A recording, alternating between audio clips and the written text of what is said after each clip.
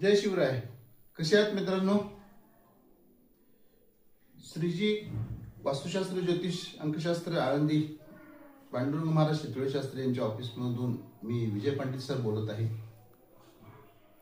तर आजच्या व्हिडिओचा विषय, बऱ्याच जणांचे संक्रांतीबद्दल काही समज आहेत, गैरसमज आहेत, अफवा आहेत, काही फोन येत आहेत.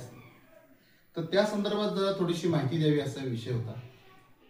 तर जी सगळ्यांना पटकन जी माहिती लागती ती म्हणजे संक्रांत कधी आली आहे. तर योगायोगानं ती बुधवारी 14 तारखेला आणि षटतीला एकादशीच्या दिवशी आलेली. षटतीला म्हणजे षट म्हणजे आपल्याला षटकार क्रिकेट मधला माहिती आहे. षट म्हणजे 6, तिला म्हणजे तीळ.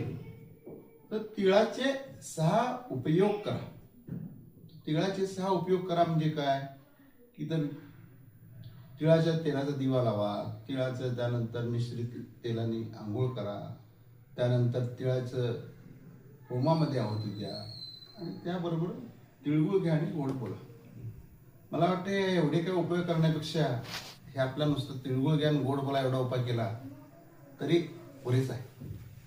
तर हे एक लक्षात ठेवा की हिंदूंचा सण आणि तो पण तारखेनुसार येणारा हा फक्त एकच असतो, तो म्हणजे संक्रांत. तो म्हणजे बरोबर 14 तारीख 14 मे.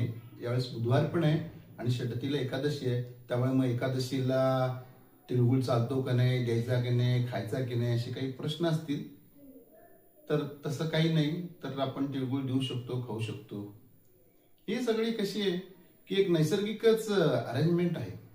बघा, थंडीचे दिवस एवढे वाढत असतात जानेवारीमध्ये आणि तेव्हा तीळ आणि गूळ हे आपल्याला त्या निमित्तानं खायचा योग येतो. म्हणजे हे सुद्धा आपण म्हणतो हे प्रत्येक आपल्या सणवारामध्ये ना काही ना काहीतरी एक वैज्ञानिक कनेक्शन असं लागतंच की का सांगितलेलं आहे खायला. असं जर आपण एक विचार केला तर असं वाटतं की थंडीच्या दिवसामध्ये तीळ आणि गुळ उष्ण पदार्थ खाणं चांगलं असतं. परत आपण जर आयुर्वेदिक लोकांना विचारलं, डॉक्टर्सना वगैरे, तर तिळाचं भरपूर महत्व आहे. तिळामध्ये बरेच विटॅमिन्स हे वगैरे असतात. मी तर म्हणेन स्त्रियांनी सुद्धा तिळाची चिक्की वगैरे वरचेवर खावी. त्यांच्या साठी ती जास्त उपयोगाची असते. म्हणजे स्त्रियांसाठी अशी नाही, सगळ्यांसाठीच उपयोगाची आहे. तर तिळगुळ घ्या आणि गोड बोला. मग आता हे प्रत्येक वर्षी हा सण येतो का, तर तुम्हाला दरवर्षी ते आठवण करतात की गोड बोलायचं बरं का. हे आजकाल लोकांनी गोड खाणं इतकं टाळलंय की आता गोड बोलायला सुद्धा परिणाम येतो का काय म्हणतो. साखरेचा चहा नको, हा चहा नको, गोड नको, ते नको, प्रसाद नको.